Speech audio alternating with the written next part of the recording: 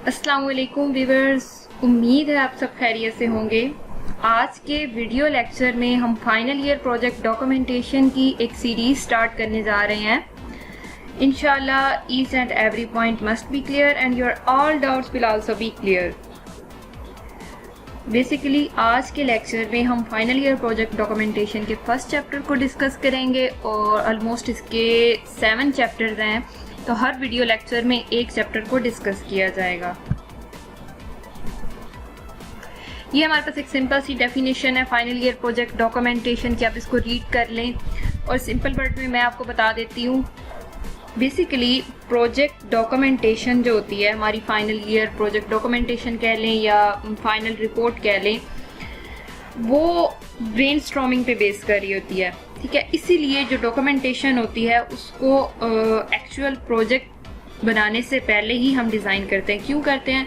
क्योंकि आपके माइंड में आपको नहीं आइडिया होता कि प्रोजेक्ट क्या है, डॉक्यूमेंटेशन क्या होती है, न्यू होते हैं आप।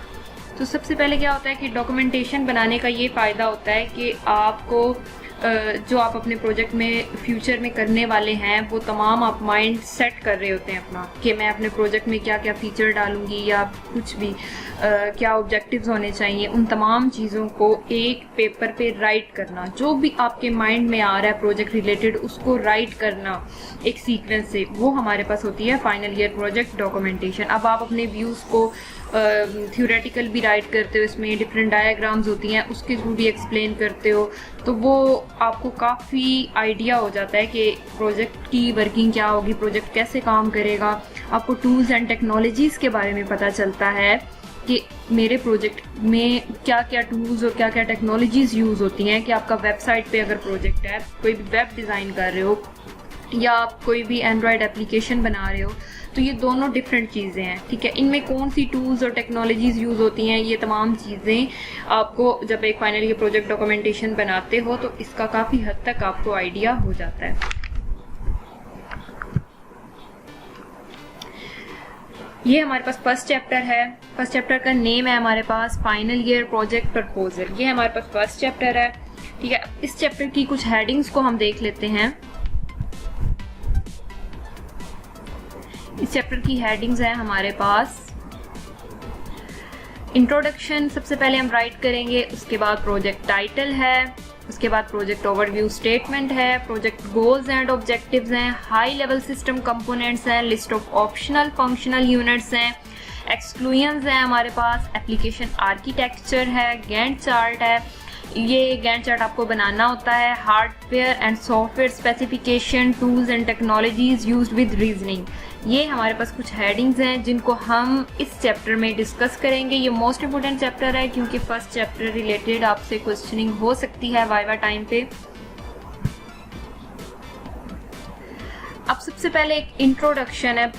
आपने फाइनल ईयर प्रोजेक्ट डॉक्यूमेंटेशन में जो इंट्रोडक्शन लिखना होता है, ठीक है, क्योंकि सबसे पहला पॉइंट होता है ये हमारी डॉक्यूमेंटेशन का, तो इसको आपको बहुत ध्यान से लिखना होता है। अब इन 7 चीज़ों को देखते हुए आप अपना इंट्रोडक्शन लिखोगे, ठीक है। सबसे पहला हमारे पास क्या है, give background information about the topic. अब इसमें क्या लिखेंगे आपके जो भी एक प्रोजेक्ट है, ठीक है। फॉर एग्जांपल आपने कोई भी शॉपिंग, ऑनलाइन शॉपिंग पे एक प्रोजेक्ट बनाना है, अब वो तो पहले से भी बना हुआ है, आपने मज़ीद उसमें क्या एनहांसमेंट की है, आपने मज़ीद उसमें क्या चेंजिंग की है, ठीक है, वो आपको लिखनी होती है।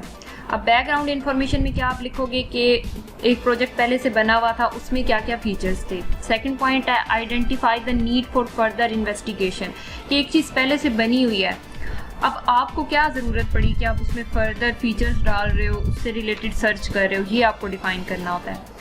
उसके बाद थर्ड पॉइंट है indicate your plan for further investigation, ठीक है, कि आप डिसाइड कर लेते हो, एक प्लान बना लेते हो अपने माइंड में कि एक चीज़ पहले से बनी हुई है, अब मैं उसमें क्या क्या फीचर डालूंगा, मैं उससे रिलेटेड क्या रिसर्च करूंगा, ये तमाम चीज़ें जो हैं वो हमारी थर्ड पॉइंट में आएंगी। फोर्थ पॉइंट में हमारे पास है स्टेट योर ऑब्जेक्टिव्स, यानी कि प्रोजेक्ट का मकसद क्या है, आपके प्रोजेक्ट का मकसद क्या है, स्कोप क्या है।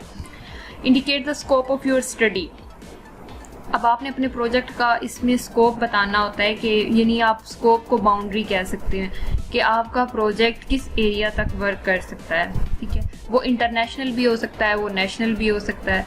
उसके बाद है कि 6 है refer to any limitation of your study, कि आपने अपने प्रोजेक्ट की लिमिटेशंस बतानी है, उसके डिसएडवांटेजेस भी बताने हैं, ठीक है। और गिव 7 पॉइंट है हमारे पास, गिव अ डेफिनेशन ऑफ की टर्म्स, जो प्रोजेक्ट के मेन फीचर्स हैं उनके बारे में आपको बताना होता है, ठीक है। तो अब हम सबसे पहले इंट्रोडक्शन को देख लेते हैं।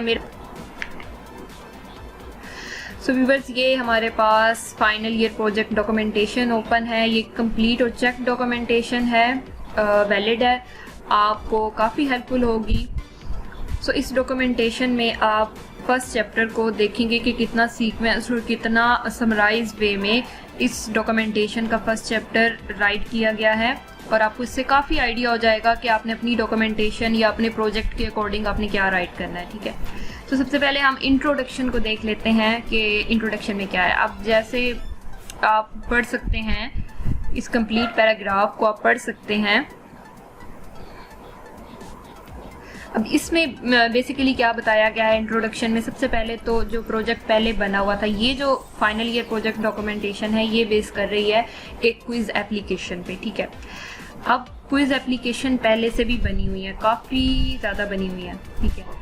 सबसे पहले आपने बैकग्राउंड इन्फॉर्मेशन देनी है, फिर आपने बताना है कि आपके प्रोजेक्ट का टाइटल क्या है, उसके बाद आपने बताना है कि आपके प्रोजेक्ट का ऑब्जेक्टिव क्या है। आप इसको रीड कर सकते हैं। ये इन जो 7 पॉइंट्स अभी हमने डिस्कस किए हैं, ये इंट्रोडक्शन उसी पे बेस कर रहा है, ठीक है। उसके बाद जो आपकी प्रोजेक्ट की लिमिटेशंस क्या हैं, डिसएडवांटेजेस क्या हैं, वो बताए गए हैं। उसके अलावा इसमें आपकी एप्लीकेशन का कॉस्ट बताई गई है, उसके अलावा एप्लीकेशन के एडवांटेजेस बताए गए हैं। ये तमाम चीज़ें हमारे पास इंट्रोडक्शन में होती हैं। एक इंट्रोडक्शन राइट करने के लिए जो मेन पॉइंट्स है ना, वो आपने सबसे पहले क्या करना है, बैकग्राउंड इन्फॉर्मेशन, उसके बाद आपने प्रोजेक्ट का स्कोप, उसका ऑब्जेक्टिव बताना है और उसकी लिमिटेशंस। बस इन 3-4 पॉइंट्स पे हमारा इंट्रोडक्शन बिल्कुल कंप्लीट हो जाएगा, इसमें कोई मिस्टेक नहीं होगी। उसके बाद हमारे पास नेक्स्ट पॉइंट आ जाता है प्रोजेक्ट का टाइटल। अब प्रोजेक्ट का टाइटल क्या है, यहाँ पे सुपीरियर क्विज, आपने अपना प्रोजेक्ट टाइटल यहाँ पे राइट, प्रोजेक्ट का नेम राइट करना है आपने यहाँ पे। उसके बाद प्रोजेक्ट ओवरव्यू स्टेटमेंट है हमारे पास। प्रोजेक्ट ओवरव्यू स्टेटमेंट में हमारे पास क्या होता है कि एक प्रोजेक्ट है आपका, ठीक है, कोई भी टॉपिक, ऑनलाइन शॉपिंग हो सकता है, क्विज एप्लीकेशन हो सकती है, कोई भी वेबसाइट, कोई भी एप्लीकेशन हो सकती है। अब आपने क्या करना, उसका ओवरव्यू बताना है, जो आपके माइंड में चल रहा है ना कि एक मेरा प्रोजेक्ट है, आपने सोचना है स्टार्ट से एंड तक उस प्रोजेक्ट का एक ओवरव्यू देना है। ओवरव्यू में एक्सप्लेनेशन नहीं होती, आपके मेन फीचर्स के बारे में बताना है, उसकी वर्किंग के बारे में बताना है, ये तमाम चीज़ें हमारे पास। यानी आप स्कोप को मिक्स कर लें, उसका ऑब्जेक्टिव मिक्स कर लें, और मतलब आप अपनी फ्यूचर में आप उस प्रोजेक्ट में क्या क्या एडिशन कर सकते हैं, वो तमाम चीज़ें आप ओवरव्यू में लिख सकते हैं, ठीक है। उसके बाद हमारे पास आ जाता है, उसके बाद हमारे पास सेकंड पॉइंट है प्रोजेक्ट गोल्स एंड ऑब्जेक्टिव्स। अब प्रोजेक्ट गोल्स और ऑब्जेक्टिव सिंपल इस डैट के प्रोजेक्ट का मकसद क्या है, उसके गोल्स क्या है, वो आपने बताने होते हैं, ठीक है। आप इस पैराग्राफ को रीड कर सकते हैं और आपको आइडिया हो जाएगा कि आपने अपने प्रोजेक्ट के नेम के अकॉर्डिंग क्या राइट करना है प्रोजेक्ट गोल्स और ऑब्जेक्टिव्स में। अब ये बेसिकली जो डॉक्यूमेंटेशन वो एक क्विज ऐप पे है, तो क्विज ऐप में क्या क्या गोल्स और ऑब्जेक्टिव्स हो सकते हैं, आप इसको रीड कर सकते हैं। सिंपल इज डैट के प्रोजेक्ट का मकसद क्या है, हमारा प्रोजेक्ट का मकसद क्या है, हमने प्रोजेक्ट को क्यों डिज़ाइन किया। पहले से भी कुछ एप्लीकेशंस को इसकी बनी हुई थी, लेकिन हमने क्यों इसको डिज़ाइन किया, ये तमाम चीज़ें प्रोजेक्ट गोल्स और ऑब्जेक्टिव्स में आप राइट कर सकते हैं। इस पैराग्राफ को रीड करके भी आपको काफ़ी आइडिया हो जाएगा कि आप अपने प्रोजेक्ट के अकॉर्डिंग क्या गोल्स और ऑब्जेक्टिव्स राइट कर सकते हैं। उसके बाद हमारे पास ये पॉइंट आ गया हाई लेवल सिस्टम कंपोनेंट्स, ठीक है। ये मोस्ट इम्पोर्टेंट पॉइंट है आप वाइवा टाइम पे, और काफ़ी ज़्यादा क्वेश्चनिंग हो सकती है इस पॉइंट के ऊपर, हाई लेवल सिस्टम कंपोनेंट के ऊपर। तो high level system components name से ही जाहिर है कि आपका जो सिस्टम है, आपका प्रोजेक्ट है, कोई भी सॉफ्टवेयर है, उसमें जो मेन फीचर्स होते हैं, मेन कंपोनेंट्स हैं उस प्रोजेक्ट के। अब जो एक प्रोजेक्ट होता है वो कंपोनेंट से ही मिल के बनता है, ठीक है। अब फॉर एग्जांपल लॉगिन और साइन अप, वो एक कंपोनेंट बन गया, ठीक है। तो इस पॉइंट में आप अपने प्रोजेक्ट के अकॉर्डिंग सारे मेन कंपोनेंट्स के बारे में बताएंगे। उसके बाद लॉग आउट एक कंपोनेंट बन गया, उसके बाद MCQs का पार्ट जिसमें स्टूडेंट को इसको प्ले करेंगे वो एक पार्ट बन गया, उसके बाद इंटरव्यूज क्वेश्चन और फीडबैक का एक पार्ट बन गया, ये कंपोनेंट कह लें, वॉइस सर्च, डिस्प्ले रिजल्ट।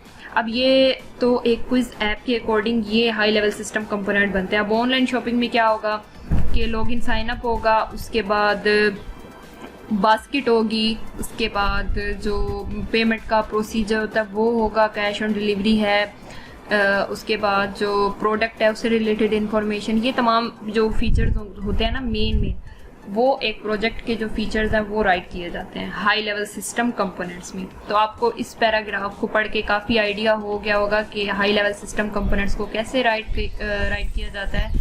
ठीक है, आप इसको रीड कर सकते हैं इस पैराग्राफ को, और अगर आपको ये कोई भी आपको सैम्पल डॉक्यूमेंटेशन चाहिए तो आप मुझे इंस्टा पे फॉलो कीजिए और एक टेक्स्ट कीजिए, आपको वहाँ पे जवाब दिया जाएगा। उसके बाद हमारे पास अगला पॉइंट है list of optional functional units.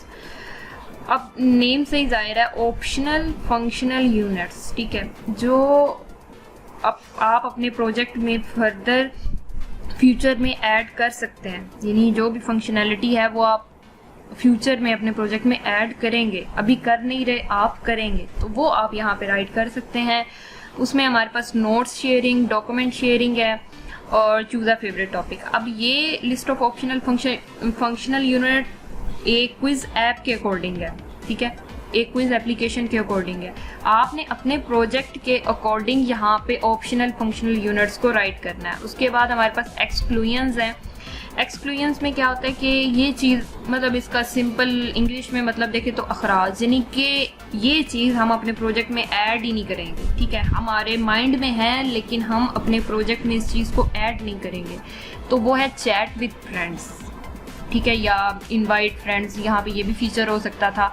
आपने अब अपने प्रोजेक्ट के अकॉर्डिंग राइट कर लेना। अब ऑनलाइन शॉपिंग में क्या होगा कि इनवाइट फ्रेंड्स ये वाला आप ऑप्शन रख सकते हैं एक्सक्लूजन्स में कि ये मैं अपने प्रोजेक्ट में नहीं डालूंगा, ठीक है।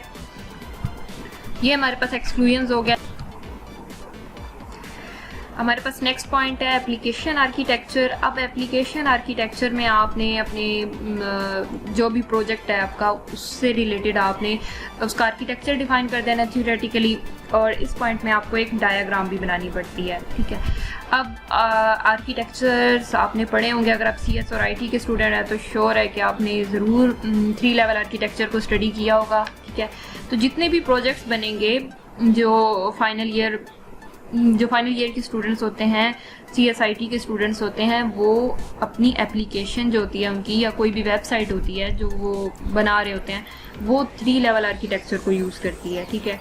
और बाकी मल्टी टायर एप्लीकेशंस भी होती हैं, अगर आप वो बनाना चाहें तो वो भी बना सकते हैं, लेकिन वो बहुत ही एडवांस लेवल चला जाता है, ठीक है। तो इसमें जो हमारे पास डायग्राम है हम उसको देख लेते हैं। डायग्राम से आपको मज़ीद क्लियर हो जाएगा कि एप्लीकेशन आर्किटेक्चर कैसे बनाना।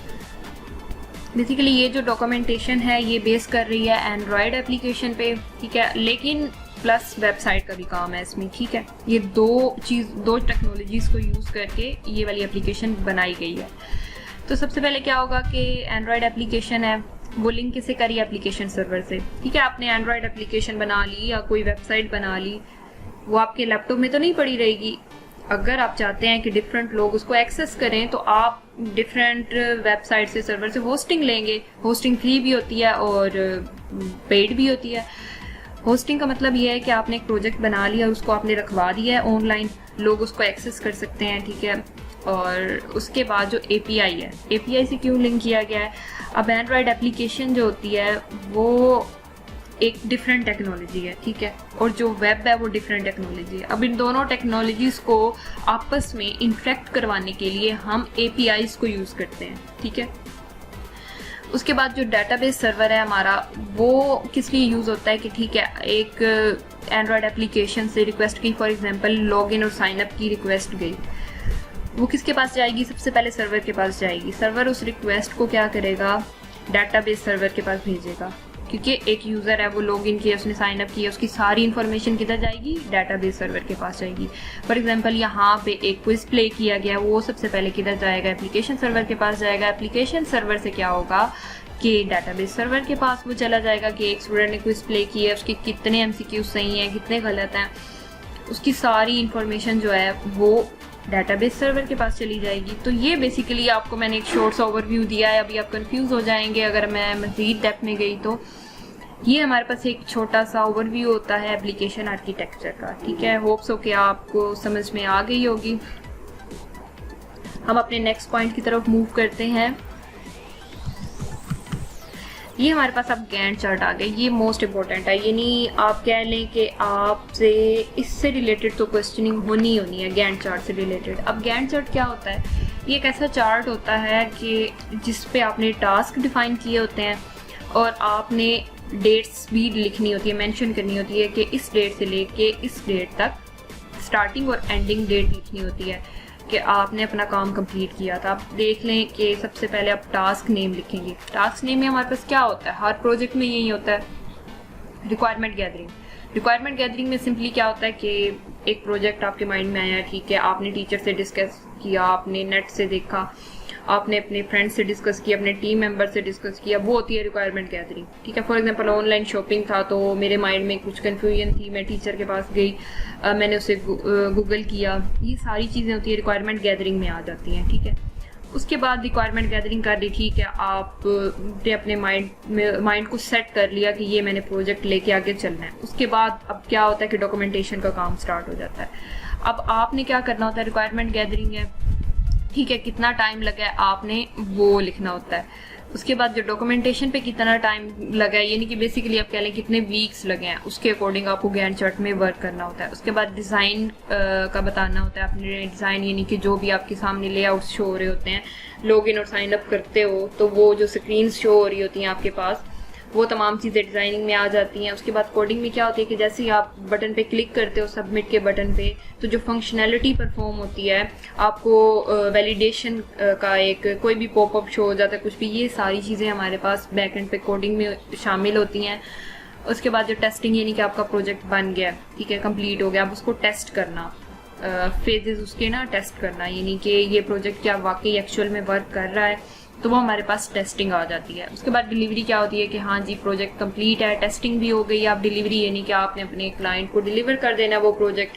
तो वो अब आप किसको डिलीवर करेंगे, यानी आपका जो फाइनल ईयर प्रोजेक्ट का वाइवा होगा उसमें आप अपना प्रोजेक्ट कंप्लीट उनको शो करवाएंगे, मतलब वर्क करके दिखाएंगे अपने प्रोजेक्ट की कि आपका प्रोजेक्ट वर्क करता है या नहीं करता, ठीक है।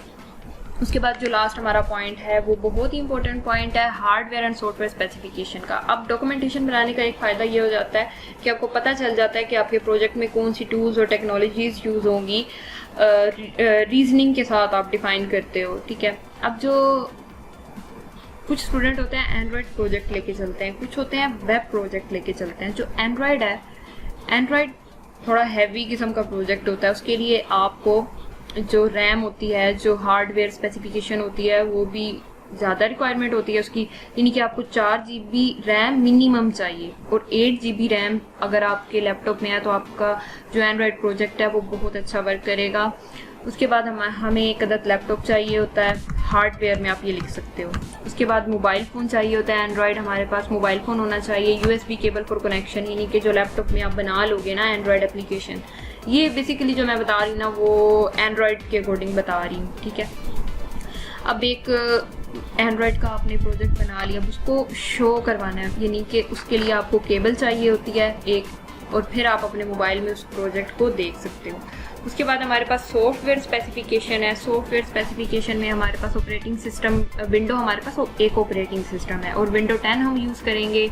उसके बाद जो सॉफ्टवेयर है वो एंड्रॉयड स्टूडियो होगा और एडोब ड्रीम वीवर होगा, ठीक है। ये दो हम यूज़ करेंगे। अगर तो आप एंड्रॉयड प्रोजेक्ट बना रहे हैं तो ये आपके लिए एक बेस्ट ऑप्शन है। आप यहाँ से इतना अच्छा आइडिया ले सकते हैं कि आपने जो है हार्डवेयर स्पेसिफिकेशन क्या रखनी है और सॉफ्टवेयर स्पेसिफिकेशन क्या रखनी है। उसके बाद हमारे पास जो डेटाबेस यूज़ होगी वो MySQL डेटाबेस यूज़ होगी, ठीक है। MS Visio, यानी कि ये जो चार्ट्स हैं, जितनी भी डायग्राम्स हम अपनी डॉक्यूमेंटेशन में बनाएंगे ना, वो MS Visio एक सॉफ्टवेयर आप इंस्टॉल कर लें उसको। उसका भी कंप्लीट मेथड मैं आपको नेक्स्ट वीडियो में बता दूंगी कि उसको कैसे इंस्टॉल करना है। और MS Word, यानी कि ये थ्योरेटिकल जो वर्क है वो सारा हम MS Word में करेंगे, ठीक है। तो ये हमारे पास एक एंड्रॉयड प्रोजेक्ट के लिए टूल्स और टेक्नोलॉजीज थी। अब अगर वेबसाइट होती तो उसके लिए मतलब यहाँ पे 2 GB रैम भी कर सकते हैं आप, और उसके लिए ये केबल कनेक्शन की ज़रूरत नहीं होती, बाकी सेम रहेंगी, ठीक है। और हाँ, एंड्रॉयड स्टूडियो को आप स्किप कर सकते हैं, बाकी बिल्कुल सेम रहेगी सारी ये टूल्स और टेक्नोलॉजीज़। उसके बाद आप वो कह रहे हैं कि tools and technologies used with reasoning. अब हमारे पास ये वाला पॉइंट है, हम इसको डिस्कस कर लेते हैं। यानी कि जो भी आप टेक्नोलॉजीज और टूल्स आपने यूज़ किए हैं वो रीज़न, उसका रीज़न दे के आप क्यों यूज़ कर रहे हैं इसमें। तो फ्रंट एंड और बैक एंड पे, यानी फ्रंट एंड क्या होता है, जो आपको सामने शो होता है, जैसे ये स्क्रीन आपको शो हो रही है ना, ऐसे ही फ्रंट एंड होता है। और बैक एंड क्या होता है, जो आपको शो नहीं हो रहा होता, बस आपकी फंक्शनैलिटी का एक रिजल्ट आपको शो होता है, ठीक है, वो हमारे पास बैक एंड होता है। तो हमारे पास सबसे पहले होगा टूल्स में एंड्रॉयड स्टूडियो होगा, एडोब ड्रीम वीवर और ज़ैम, MS Visio, MS Word। उसके बाद अब देखिए, for the development of superior quiz, ये एक प्रोजेक्ट का नेम है। वो यूज़ एंड्रॉयड स्टूडियो, क्योंकि एंड्रॉयड एप्लीकेशन के लिए एक एंड्रॉयड स्टूडियो को यूज़ किया जाता है। उसके बाद official language for Android development, कोई भी एंड्रॉयड डेवलपमेंट है उसके लिए जो ऑफिशियल लैंग्वेज है ना, वो जावा यूज़ होती है, ठीक है। जो लार्ज पार्ट हैं एंड्रॉयड के, वो किस में लिखे गए हैं, वो जावा में लिखे गए हैं, ठीक है। ये रीजनिंग हो गई हमारे पास। उसके बाद ज़ैम क्या है, is use for making server. अब ज़ैम हमारे पास यूज़ होता है सर्वर बनाने के लिए। अब ये अभी तो आपको कंफ्यूज कर रही होंगी अगर आप बिल्कुल न्यू इनिशियल लेवल पे हैं, लेकिन अगर एक डॉक्यूमेंटेशन राइट करनी है तो टूल्स और टेक्नोलॉजीज़ में ये आपके पास एक बेस्ट ऑप्शन है। आप यहाँ से आइडिया ले सकते हैं, और आप अगर एंड्रॉयड प्रोजेक्ट बना रहे हैं तो आप इसको as it is copy paste भी कर सकते हैं, ठीक है। उसके बाद MS Visio किस लिए हम यूज़ करेंगे, डायाग्राम्स को बनाने के लिए। अब ये तो फर्स्ट चैप्टर था, जो हमारे पास नेक्स्ट चैप्टर्स होंगे उसमें डायाग्राम बनानी होती है, तो उसको बनाने के लिए MS Visio यूज़ होगा। उसके बाद MS Word is use for documentation, यानी कि डॉक्यूमेंटेशन का ये थियोरेटिकल वर्क, जैसे आपको ये स्क्रीन पे शो हो रही है ना डॉक्यूमेंटेशन, इस तरह का वर्क करने के लिए आपको MS Word की ज़रूरत होगी, ठीक है। तो ये हमारा यहाँ पे फर्स्ट चैप्टर एंड हो गया है। बिल्कुल मुझे कमेंट में टेक्स्ट कीजिए, मैं आपको वहाँ पे रिप्लाई करूँगी। आप मुझे इंस्टा पे भी मैसेज कर सकते हैं। इंस्टाग्राम का जो लिंक है वो मैंने अपनी डिस्क्रिप्शन में डाल दिया है। और उसके बाद हम इंशाल्लाह नेक्स्ट वीडियो लेक्चर में सेकंड चैप्टर को डिस्कस करेंगे। फर्स्ट चैप्टर रिलेटेड कोई भी प्रॉब्लम है तो आप मुझे सिंपल मैसेज कर सकते हैं। अपना ख्याल रखिएगा, दुआओं में याद रखिएगा। अल्लाह हाफिज़।